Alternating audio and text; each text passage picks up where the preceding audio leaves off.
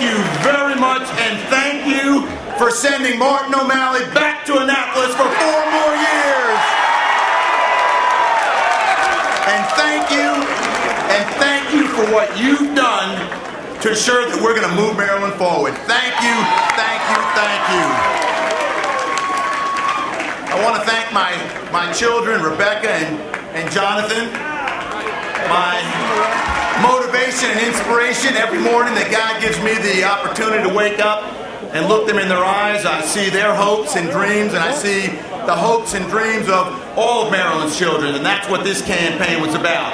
It's about the next generation, and I love you very much, Jonathan and Rebecca. I also want to thank my mother and father, Roy and Lily Brown.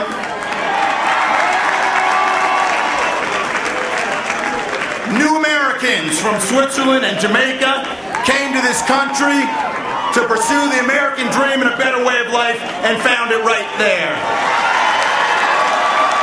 I love you, Mom, and I love you, Dad, and I thank you for all the lessons that you've taught me.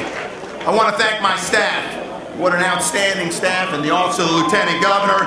Because of your work, we have redefined the role of the Office of the Lieutenant Governor as an office that delivers for the people of Maryland. I want to thank our partners in municipal government and local government for everything you do, your leadership in our communities, the friendship that you've shown to me and Martin, and the partnership that we reestablished for the last 4 years. I want to thank all my friends and colleagues in the General Assembly, and isn't it nice when you get invited to the second floor by Martin O'Malley? And all our volunteers, to all of our volunteers who gave so much of themselves, working the phone banks, canvassing, visibility events, posting messages to Facebook.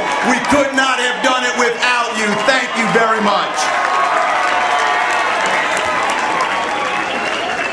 And I also do want to take this opportunity to thank Mary Kane for her willingness to serve the people of Maryland. But to each and every one of you and all Marylanders across this state, thank you for giving me the opportunity to serve as the last 4 years as your Lieutenant Governor, and I'm looking forward to serve as your Lieutenant Governor for the next 4 years with Martin O'Malley. For 4 years, Martin and I have been on a journey with each and every one of you.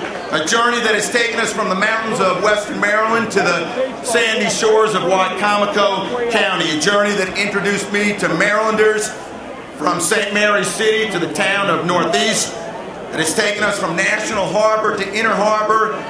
That has introduced us to Marylanders who have made exceptional gains and have sought incredible opportunities even during these difficult times.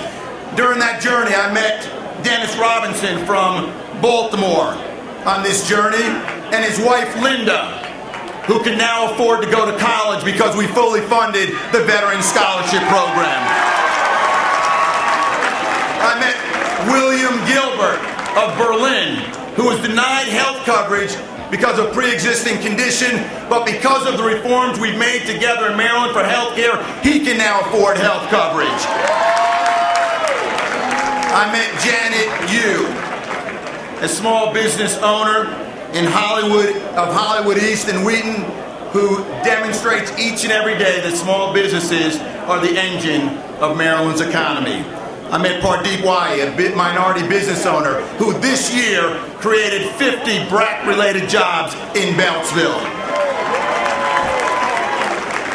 And I stood with Mary Crawford from Carroll County, a woman who survived the horrors of domestic violence, and today has the courage to stand up and fight for those so they don't have to suffer from domestic violence. I met Marylanders who've been achieving their goals in tough times. But today begins a new chapter in a story that we are drafting together. These stories tell us that we're moving forward, but there is still a lot of work to do. Forward, not back. There are chapters unwritten and chapters that we together will write for the next 4 years. And we've got one hell of an author in our governor, Martin O'Malley. In a time when politics are driven by fear and cynicism, Martin O'Malley is driven by hope and optimism.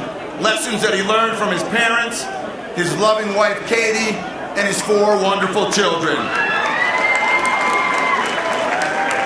Martin O'Malley refuses to surrender to the cynics and naysayers.